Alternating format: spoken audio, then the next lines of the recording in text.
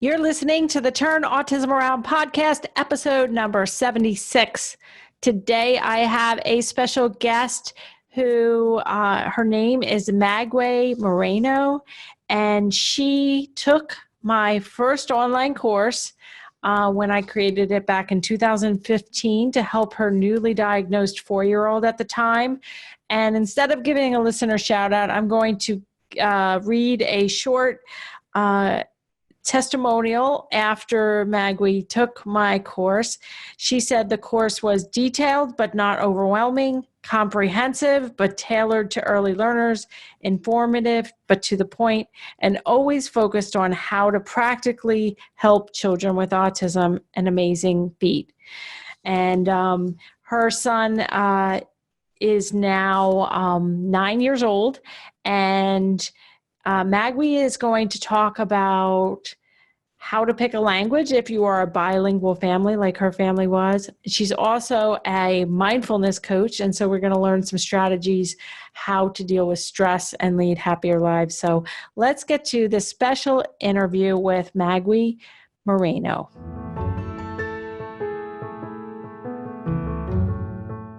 Thanks so much for joining us today, Magüi. I'm excited to hear your thoughts on your son and how you progressed to mindfulness coach, and also talk about bilingual language. So welcome to the show. Thank you so much. I am so delighted to be here. I've been a massive fan of this podcast for the longest time, so it's great to be here. That's great. That's great.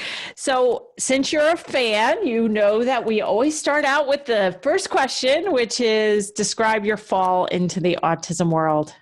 So my son was born in 2010. So he's turning 10 in October this year. And he was actually born in Africa. He was in South Africa. We were living in Africa at that time. And then we returned to the UK. I'm originally Spanish, and my husband is British. And, you know, he was a very, very happy, placid, easy to take care of baby. Met all his development sort of milestones, no cause for concern, until about two and a half, when he wasn't really developing in terms of talking that much. We were raising him bilingually.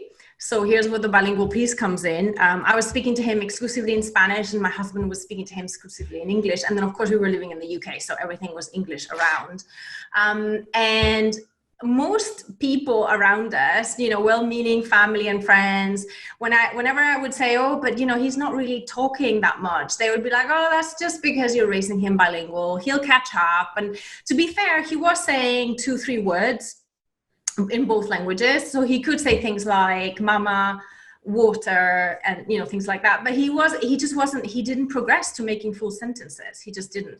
So after a while, I started getting more concerned. And it was actually my father who first used the A word because he was visiting from Spain, and we were in a park, and we were walking with Adrian, my son. And I was trying to point at some birds for him and saying, Adrian, look. And he just kept walking on. And we knew for a fact he had no hearing problems. That was not a concern. And I was getting so frustrated. And I remember turning to my dad and saying, it's just like he doesn't pay attention. And that's when my dad dropped the A-bomb, and said, well, maybe he's got autism. And how old was he at that point? So he was 3. He was just I think he had just turned 3. So, but because he didn't have any major behavior issues. He totally missed the terrible 2s. He was just he didn't have any food issues. He didn't have, at that point, he didn't really have any sensory issues. So it was really the language piece. And the other thing, of course, once you embark on this journey, you find out more about it. And then, of course, you can look back and say, oh, well, I didn't see that. He didn't always respond to his name, which is obviously a big telltale. And he didn't always track, when you were pointing at things, he didn't always track your finger. And he did start developing a tendency to play with toys that were very like sensory. So, you know, blinking lights and things like that, and lining things up. But at the time I didn't think much of it. You know, he's an only child. And at that point he was the only grandchild on both sides of the family. So, you know, we didn't know better. So the whole process of getting him diagnosed took about a year. It was long. I had to really fight to get him referred to speech and language therapy, which was kind of like the first sort of step. And it took a long, long time. And when the diagnosis came, you know, he was diagnosed as having childhood autism, as having moderate childhood autism. And that was it. You know, they give you the diagnosis and then that's it. You're out on your own. So was he 4 at the time of his diagnosis? So then he had just turned 4. He turned 4 in October, and he was diagnosed in December of 2014. So you can imagine we spent a horrible Christmas. That was a really, really dark time. Luckily, my husband started looking at, you know, what can we do? We need to find someone to help us with him. And so we were super fortunate to have a BCBA who had just recently moved from the US, who had been working in North Carolina. She had just moved with family to Edinburgh, to Scotland. And we found her online. We got in touch with her. She came and she did the VV map on Adrian. And she told me about your book. I went and bought it, and I like read it in like 4 days. I still have it, and you know, it's still all highlights in it.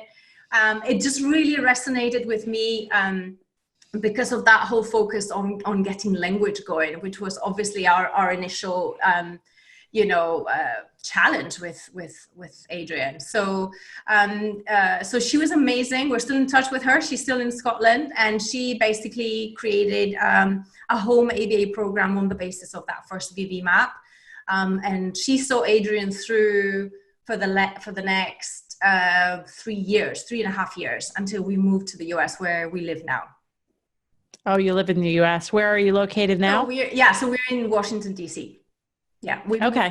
So we moved in 2018. We moved 2 years ago. But by that stage, Adrian was in a public school, you know, in an elementary school, and he was attending classes with his, you know, neurotypical peers every morning, and then 3 afternoons a week he was being pulled out into what they called a communication unit, which was essentially like an autism unit where they had, you know, it was only like 4 kids and 2 teachers, and they were working specifically on language and social skills and things like that.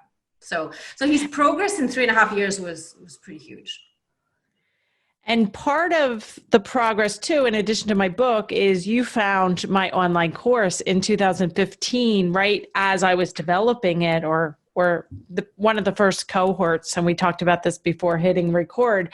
And you were really, you know, gung-ho and joined what was then now is called the Early Learner course as part of the Verbal Behavior Bundle. And then you also were one of the people that were really encouraging me to create the Intermediate Learner course, because the Early Learner course and my book is predominantly to help kids learn to talk. And your son was already talking in 2 or 3 word phrases. And you and many other parents and professionals really needed to learn how to teach prepositions and pronouns, and how to incorporate academics, and how to teach conversational skills. So what was that effective in terms of your learning to learn online through my courses? Yeah, I mean, it was massive because, you know, when you're neurotypical, you don't know how you've learned language. You just have. So when you're a parent and you're not an ABA therapist, or, you know, for me, it was like an eye opener to think about language. I mean, I've always been very good at languages. I'm bilingual. I speak more languages, actually. But I never knew how to learn languages. I just did, you know. And so to have that all that information about the function of language, that to me was like a massive eye opener, because again, we don't talk, you know, most people think, well, we talk because we need to communicate, but people don't drill down into the actual function of the words we're using. And so that really blew my mind. It was very, very important for me to know that, to be able to, I mean, we had we were lucky that we had a team behind us. Adrian had an ABA program at home, but for me to also be able to carry that through when the ABA therapist wasn't at home was huge. And so to understand the theory, in my case, it really, really helped me to kind of make sense of why certain interventions were really important and what we needed to focus on, and how to apply it with everyday activities, with my son. Yeah. So we have both parents and professionals here. And I just wanted to piggyback on what you said about the function of language, and what Magüi is referring to is that it's not just expressive language. It's just not some innate thing that comes out. We use, if somebody says, my child says 10 words, my question is, what do they say? How do they use those words? Do they request things, which are manned? Do they label things, which are attacked, which is more common in kids with autism than mans? Do they answer questions, interverbals, and can they echo you? Echoic language, those are the basic verbal operants that make up expressive language. Then we also have the following direction piece and the attention piece and the social piece. Back in 1957, B.F. Skinner wrote a book called Verbal Behavior. And in that book, he doesn't talk about autism, but he does talk a lot about learning a second or third language acquisition, and how it's not just this innate thing. It's actually can be taught like any other skill. And so you being a multilingual person, you then were given this information like, this is how I can teach my son language. So you said in the beginning, before the autism diagnosis, you were speaking to your son in Spanish and your husband was speaking in English, and people were almost blaming the delays on the bilingual language being used. So do you still see that as being common? And what did you do? Did you focus on one language? I know I did a video blog, which we can link in the show notes, saying that while I'm not a bilingual expert and I only speak one language fluently, I have seen in my practice where I recommend, which is against what a lot of people say, I recommend teaching one language for the initial phase of language until you get through the BB map and have a conversational child. I like to focus on one language, and that language being the language that the therapist would speak, the language that the child would go to school, and that's the language that would be spoken. So did you take that advice? Did you get that advice from others, or how did that work to get over that hump? I remember asking you about that actually, and I think it was in one of the Facebook groups that you had, as part of I think the intermediate course, and also leaving a comment after you did your blog on this. And it's something that I researched myself. I went and looked at articles and things like that. And quite frankly, the articles didn't really help. I didn't really come out none the wiser. We had a private, like a speech and language therapist that we paid for in Scotland, and she was amazing. She did a lot of joint attention work at the beginning with Adrian and teaching us how to do that whole joint attention piece. And her view was, you should continue talking to him in Spanish, and his dad should continue talking to him in English, which I think is, there's a bit of a PC element to that, a bit of the politically correct, that, that maybe professionals don't want to be seen as, setting aside a language. Right. But in my experience, so what I did, and I was quite clear to my husband about this, is I kind of thought to myself, what's the big picture here? What's the main objective? Is to get Adrian to talk in a language. The whole bilingual piece, that's my agenda as a mom. If my son had been neurotypical or didn't have autism and also didn't have a language processing disorder, because Adrian has a language processing disorder as well, then yeah, that would be a great agenda to have. That would be a great objective to have. But that's me pushing something that is not necessarily going to be in the best interest of my son at this point in time. And also to be fair, all of my family, except for my mom, who speaks a very broken English, everybody else speaks English and understands English. So, we lived in the UK. We were like, what are we doing here? My husband and I communicate in English. So, whilst I absolutely value that being multilingual or bilingual can be hugely useful for our kids, the most useful thing is to be conversational, if that's possible, to really master one language. So I scrapped it. I stopped talking to him in Spanish. And we focused on, because also from a practical point of view, his school was in English. All his ABA therapies and all the stuff that we were doing at home was in English. And even when I was trying to sing songs to him in Spanish, half the time I'm like, I don't even know that these songs are right. Like, I'm making them up. And, there was no consistency. It was very, very difficult. And it was adding stress to me as well, which is a very important piece that I'm sure we're going to get to, the whole, parent stress. So we just stopped. And so he has vocabulary, because he obviously had it, from the first 4 years of his life where he was being talked to in Spanish.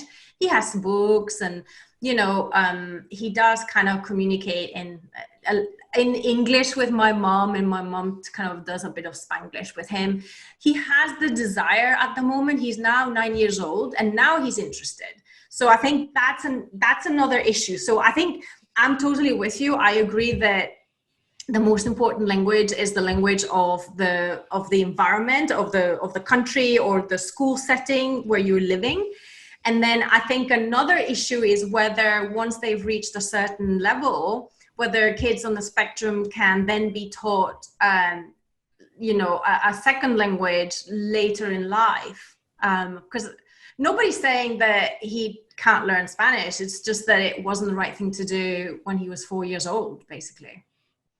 Right. So he is 9 now, and he is conversational in English. Is that correct? Yeah, he is. And so now he is able to, and the same thing happened with Chino, who's in a lot of my early videos. I worked with Chino, and they were the same boat. They were Spanish, English, bilingual, planning to raise their 3 children in a bilingual household. And when I showed up, and I don't recommend talking fluently in any language to a child. Like, instead of saying, Johnny, let's go up the steps, it's time for a bath. What I want to tell parents is just to say up, up, up. Especially in your son, it was a little bit different because he already had some phrases and some words under his belt, but like little Chino had no words. So, if every other time he's hearing up and every other time he's hearing the Spanish word for up, it's going to get confusing, where I like to get some language going in one language. And Chino ended up becoming conversational and now he's bilingual, and he's been bilingual since like first or second grade. So at what point would you have considered Adrian to be conversational? So I think from about, I would say from about 7, 6.5, 7. So kind of we in Scotland, they start first grade the year they turn 5, and we just felt that was too early for him. So we pushed that back. So he started first grade as he would have in the US the year that he turned 6, which is also the year that he would be starting first grade in Spain. So we kind of went with the sort of Spanish and American model. And when he started school, he was, I would say he was almost there. And then that first year in school, he really, the language really blossomed. He became much more sophisticated, So the thing that Adrian has always had going for him, and I think that made a massive difference in terms of the ABA at home, was that he's very socially motivated. So in some ways, he's quite atypical in terms of his autism, because he really cares about what other people think about him, and he really values feedback. and he really wants to do well. So, I think that was one of the greatest factors for him being able to progress quite a bit in 2.5, 3 years. Yeah. And how about reading, writing, academics? Is that on track or is that behind? Yeah, so part of the reason we moved to the US, my husband was offered a job here, and my husband and I met in Washington, D.C. 15 years ago. So this is a bit like coming back home for us. But part of the reason we wanted to do it as well was to give Adrian other opportunities that he wouldn't have had in Scotland. So he attends a private school.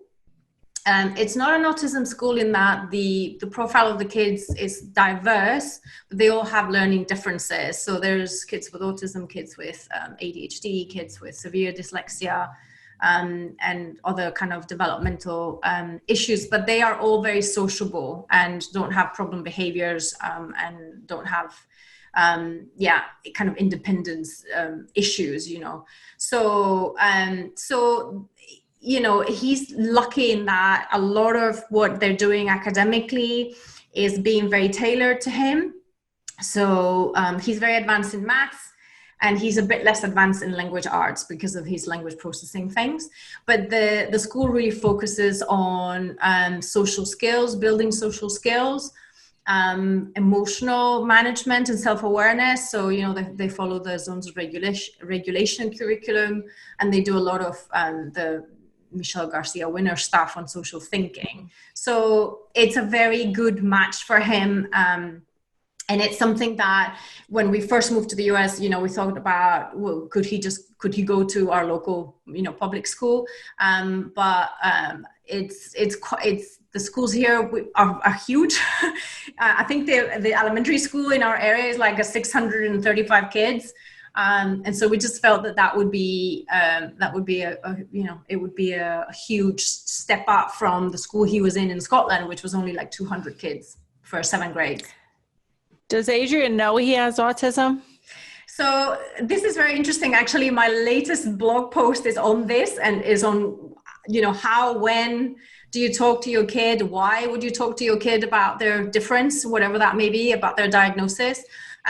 Adrian only recently started getting annoyed and asking about why he had to have OT and speech and language therapy after school and blah, blah, blah, blah, blah. And so I took that as a cue. His dad and I took that as a cue that he was ready to at least start a conversation about some people need more help because some people's brains are wired differently, and some things don't come so easily to you. And so we have used the word autism, and I have actually created a little story about him and about his diagnosis.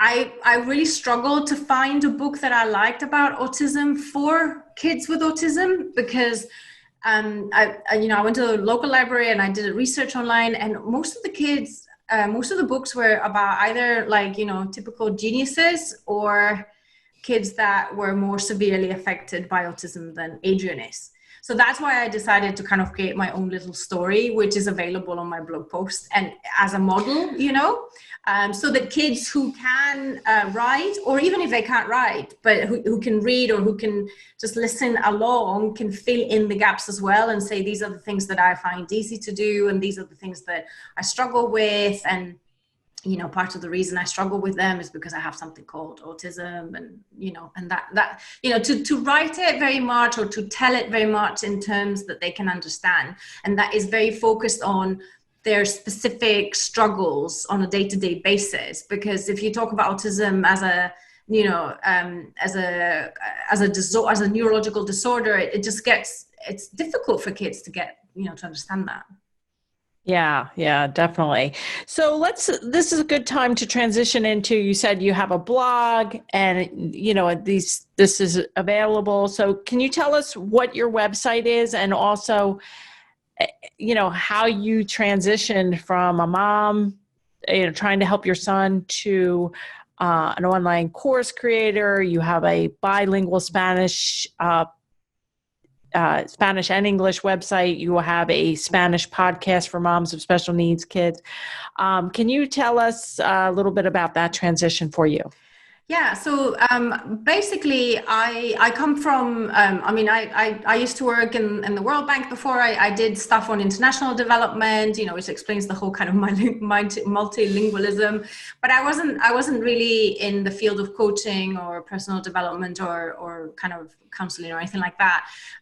But what happened was after Adrian was born, I was looking to have a career that was more, that I could put in a suitcase, as I say, that I could just move around the world and take it with me. And the idea of mindfulness, the practice of mindfulness had really helped me for a few years before having Adrian. And then especially during that time when he was being diagnosed, that was actually the time when I was retraining as a mindfulness coach. So when I first started my mindfulness coaching practice, it was general, it was for anyone. I worked mostly with women and moms, but it wasn't specifically for special needs parents. And then just before we moved to the US in 2018, after I'd done that for about 2.5 years, I decided, you know what, there's, from my own experience personally, and then also from having friends who are also autism moms, there is so much focus on helping the kids, which is totally necessary, and there's not enough.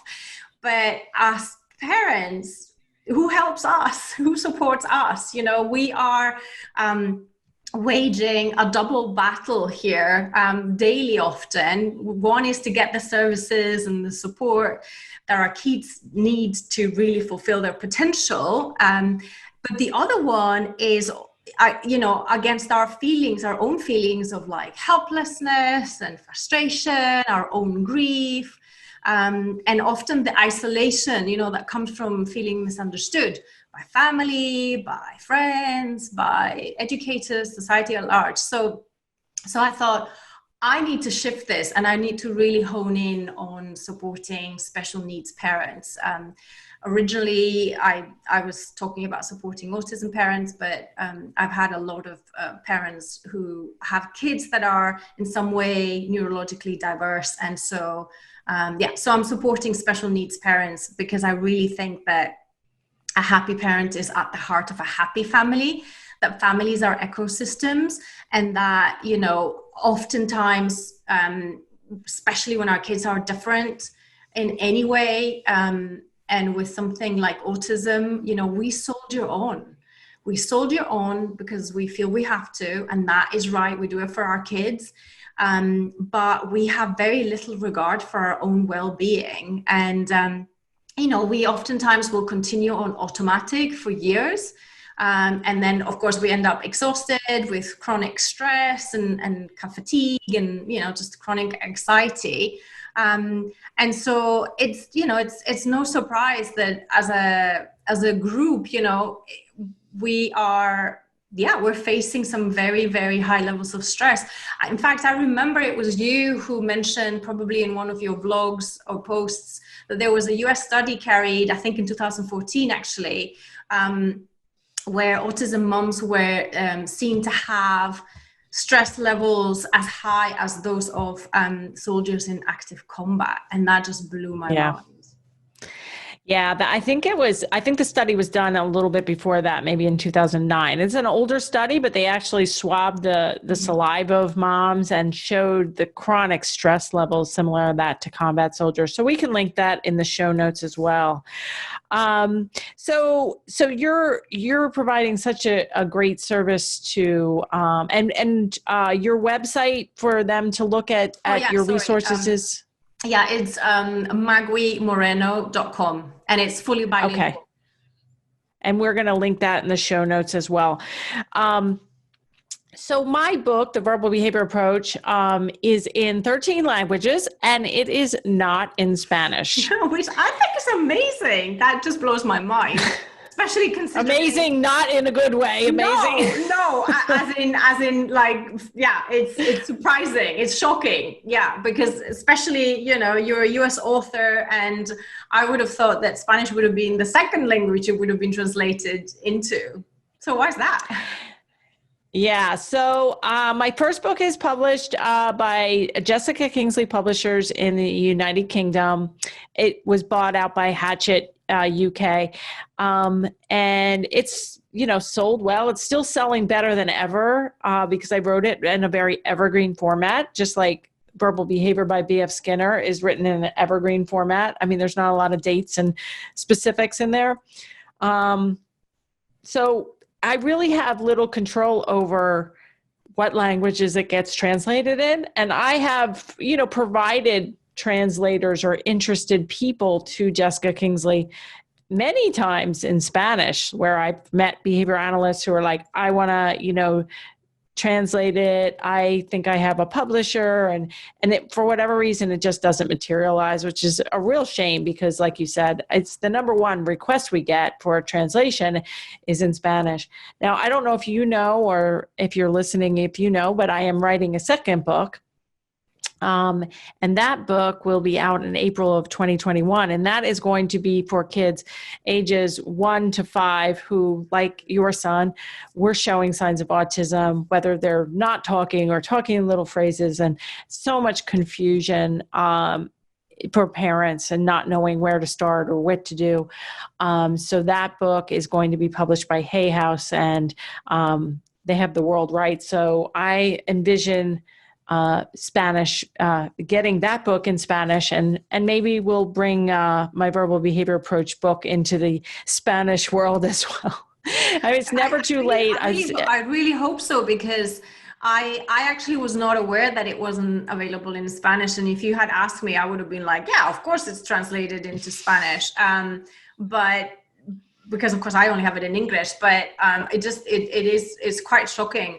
Again, just thinking about, in market terms, just in the US, but the whole of Latin America, I'm just very surprised it's not available in Spanish. Yeah. So hopefully, maybe if somebody's out there listening and they are bilingual in Spanish and English, and if you know, basically we need a Spanish publisher who's interested in purchasing the rights from Jessica Kingsley. So if you know somebody out there, just email us at info@marybarbera.com, and we will link you up and try to get this to happen, because it really would be great. So, but you have done a lot of work on your blogs and your podcasts, and you have a lot of material in both Spanish and English. And one of your recent blogs is on coronavirus and how it's affecting special needs parents. And we are recording this in April of 2020, and we are in the middle of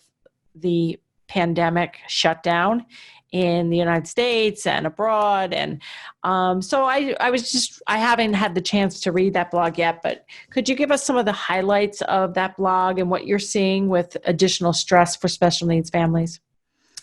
Yeah, so it's quite, this is a very extraordinary set of circumstances, not just because we're kind of stuck at home, but we are all stuck at home simultaneously worldwide. So I think in terms of the autism community, it has also in some ways brought us together, because parents are, autism parents in Spain and in the UK and in the US and in Colombia are kind of facing the same sort of challenges, being stuck at home with school closures and childcare challenges and social distancing and financial worries and, stress and all the rest of it, and financial problems as well. So I wanted to write a blog a post that would just give some very practical and general ideas about how to handle all the difficulties of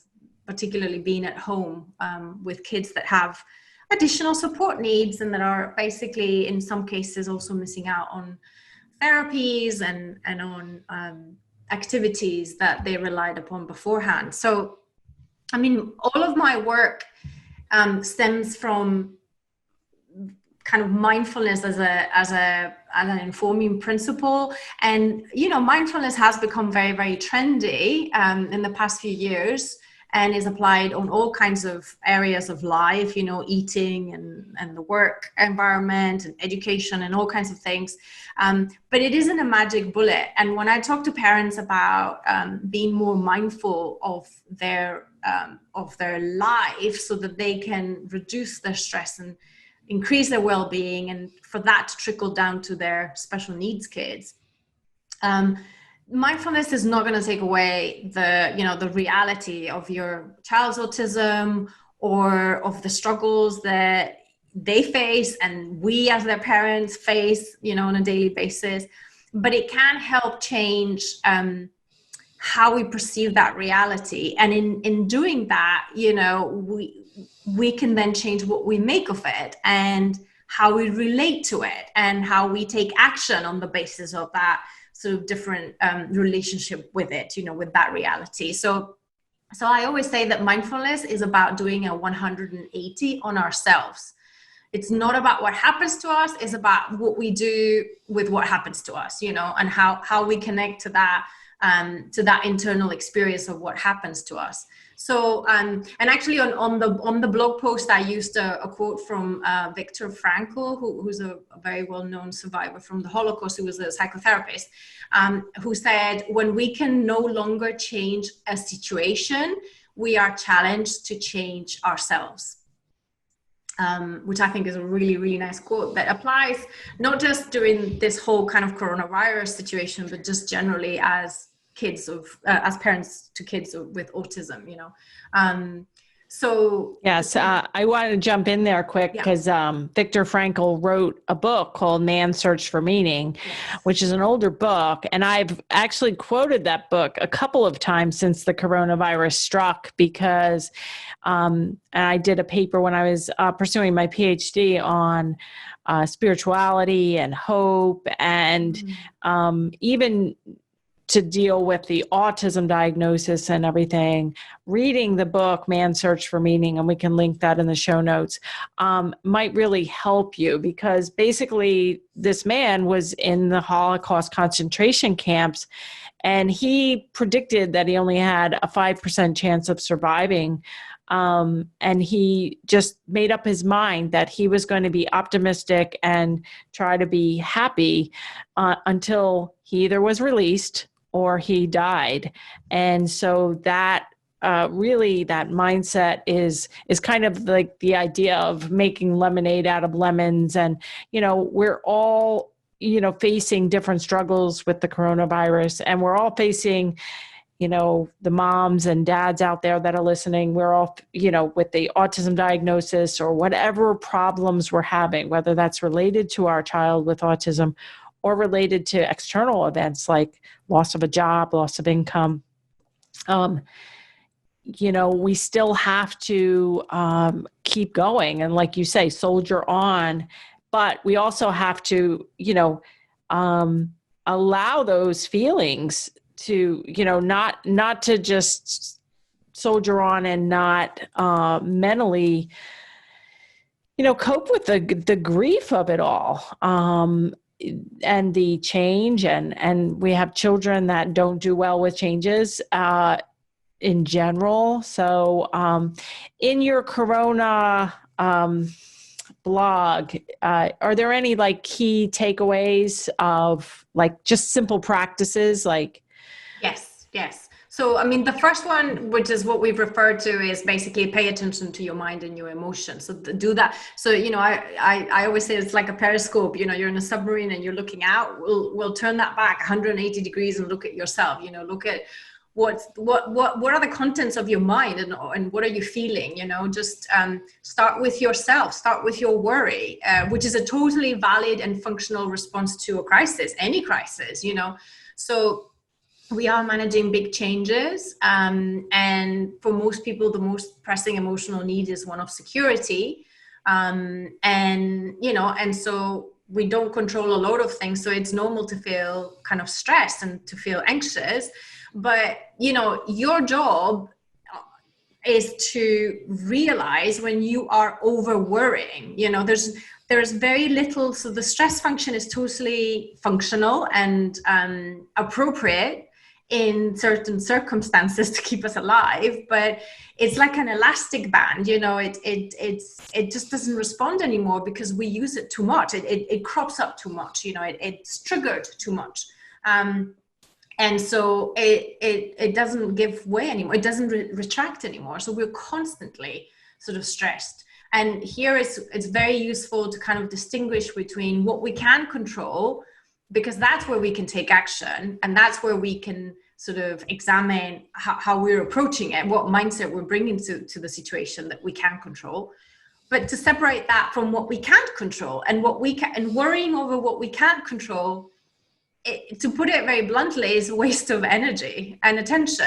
Where we put our attention is where we put our energy. So one of the very practical tips is be absolutely clear, about curating where you get your information from and how much time you spend looking at information. Do you need to know the death toll, minute by minute? How many testing kits are not available in your state, and the governor's fighting, and it's just exhausting. So yeah, limit the media, because I think it's different too, is that it's a 24/7 news cycle. Yes. And it's just, they're just regurgitating the same information. And like you said, we can't control any of that.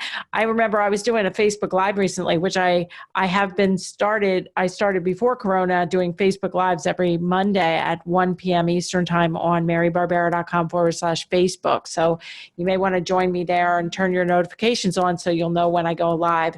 But I was on there live, and some professional wrote in the comment and said, we were talking about coronavirus and the stresses. And she said, well, my high functioning student, is just so upset because we can't give him a date when this is going to be all over. And I'm like, I want a date too. I mean, I'm with him. It is one of the few things where we don't have a timeline, and it's so, but we can't control that. So all we can control is what's happening right now, and our attitude, and just putting one foot in front of the other. If you're, suddenly lost your job, okay, what are the steps to file for unemployment? What are the steps to reach out? If you have a special needs child in crisis, who are the people? Do you have a caseworker? Do you have therapists? Where can you get help, or at least information, and to take the next step? I think those are really good advice for, a corona situation where there is no timeline. We have little control over how it's going to play out, and we just have to try to be as safe as possible and remain as positive as we can, because just keeping kids busy, especially kids who are not as high functioning as your son is, keeping them busy and safe is exhausting. It is, but I think again, if we use our energy just for those things that we can actually have an impact on, that and that are going to have an impact on our quality of life or our kids' quality of life, we would be busy enough. So why take on extra stuff, So in terms of the information, of curating your information and sort of consciously limiting how you consume, like how basically you're gorging on information. I always say, and this applies also at times, even when we're out of this situation, we do have a tendency to have too much information and to get overloaded with information, which again adds to the whole mental kind of rumination and the worry, the mind worry. So I always say, it's not about finding information. It's about finding the information that you need, or that your child needs, or that you need to be a better parent to your child. So 3 really simple questions. What do I actually need information on at this time? The second question, will knowing this kind of information prove useful to me right now? And the last one is, does this really apply to my situation? Because again, when talking about kids on the spectrum or kids with any other special needs, your child will be so different from someone else, even if they have the same diagnosis. So really kind of getting very, very clear about what it is that you need or that your child needs is a very practical and immediate sort of change of focus that will help us to not get overwhelmed. Because I think if anything, for most people, overwhelm comes from too much, not from too little. Yeah, that's good advice. And also with autism information, there's so much. There's all my podcasts, all my video blogs, all the free content I produce.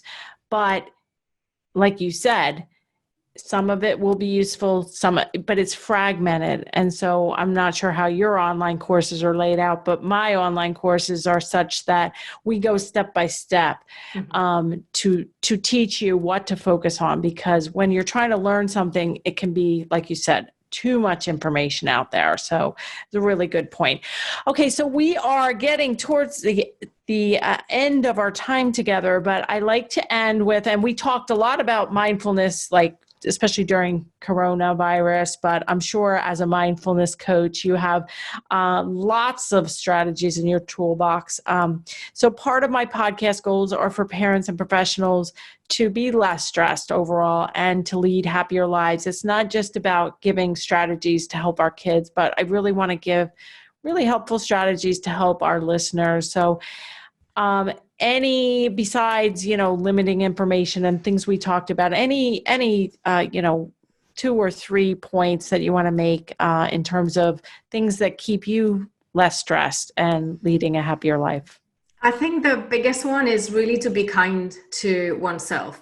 I think that is massive. And it sounds very simple, but it takes a little bit of work, because most of us tend to have pretty overactive internal critical voices, that are telling us you're not doing enough, you're not doing enough for your kid, you're all stressed out, you're screaming at your kid, and it's this ongoing little voice in our heads that most of us have. And as special needs parents, it can be really, really tough to live with that voice. So I think be kind to yourself. And how does that work?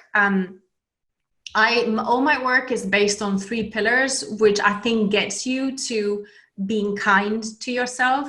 The first one is to know yourself. So invest in knowing yourself. And for that, you need to kind of reconnect to yourself, understand your triggers, understand your emotions, connect to your body, and connect to your breathing, just breathing, taking pauses during the day to breathe and to check in with your body and realize that you've got a tension on your shoulder or whatever. Those are very simple things that we can all do, and that foster that kind of listening in on oneself, asking yourself, what do I need now? That's the second pillar. That's the whole self-care pillar. So the first pillar is get to know yourself better. And I actually always like to joke that I like to do a bit of ABA on myself. I have always, again, since I discovered it, the whole kind of ABC, antecedent, behavior, consequence.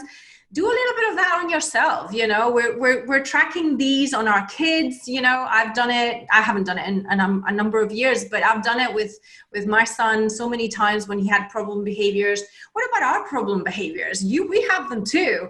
We just keep them in check because we socially censure ourselves, but what about a little bit of ABC on ourselves? Understand what happened before you were triggered. Understand the trigger itself. How does it manifest itself? Are you someone who is very reactive, very kind of fiery, or are you someone who just keeps it inside and bottles it inside? And then the consequence, how does that make you feel, at the end of the day, after weeks of maybe bottling something inside, so self-knowledge is really, really important. Most people would think, oh, I know myself very well.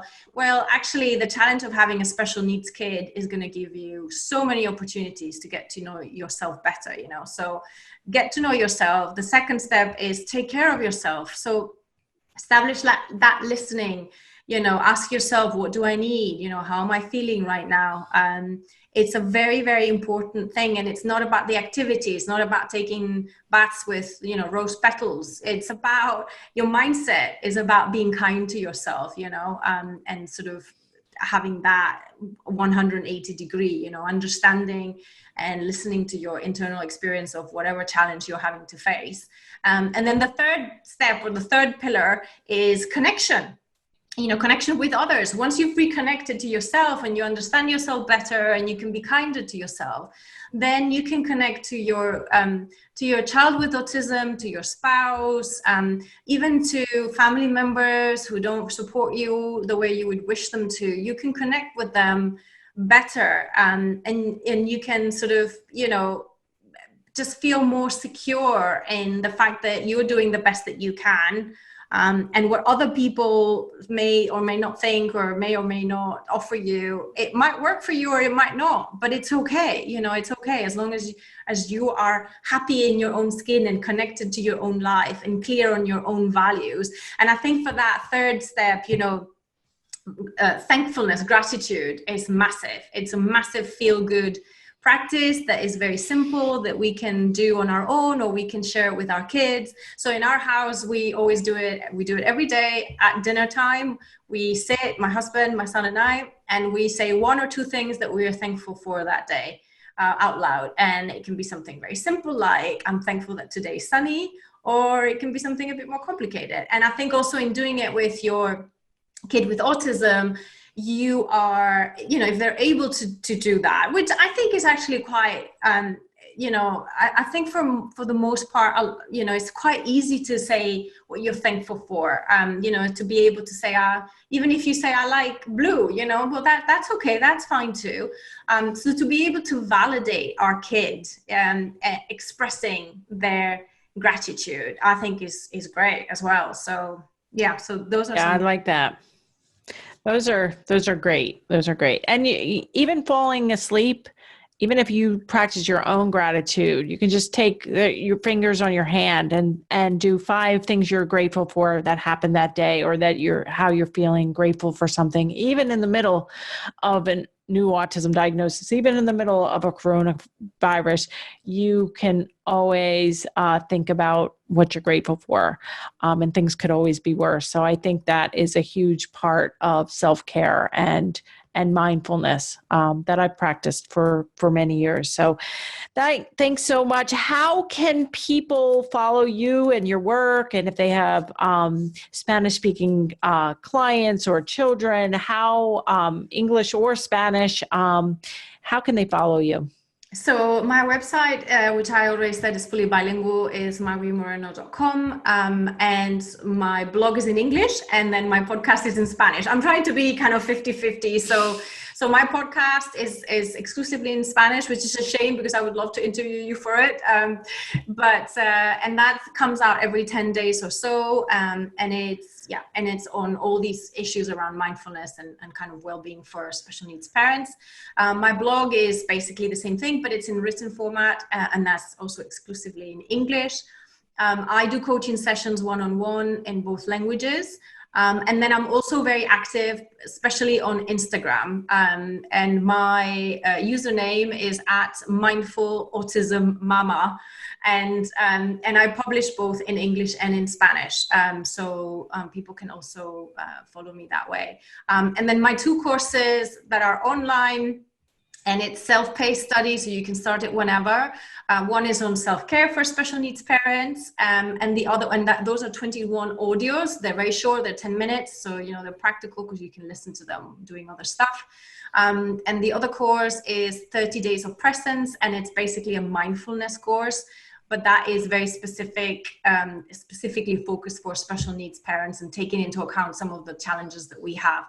And that is 30 daily emails, but they're short. And we look at mindfulness, like mindful eating and mindful drinking and mindful breath. And, we look at all these different ways of doing mindfulness with all the things that we already do in our day-to-day life. So it's not about doing more. It's not about adding tasks to a never-ending list. It's about changing the attitude with which we face the things that we already do in our day-to-day life. That sounds awesome. So visit the website, maguimoreno.com. It's MAGUIMORENO. We'll have that in the show notes. And I'm sure it's full of great resources. It's been a pleasure reconnecting with you. It's been a few years since you've been part of my online course community, but I am so thankful that you reached out to be interviewed. I think you have a lot to offer the world, and I'm really happy to hear how well your son is doing and that I've been a small part of that journey as well. So thank you so much for your time today, and I'm sure the listeners will get a lot out of it. And thank you so much, Mary. It's been fantastic to connect with you. And thank you again for all the work you do, and especially as an autism mom, for the fact that you are, also with this podcast and with all of your other work, also trying to help parents to reduce their stress and live better. I think that is a huge part of all of this. So thank you. All right. Take care.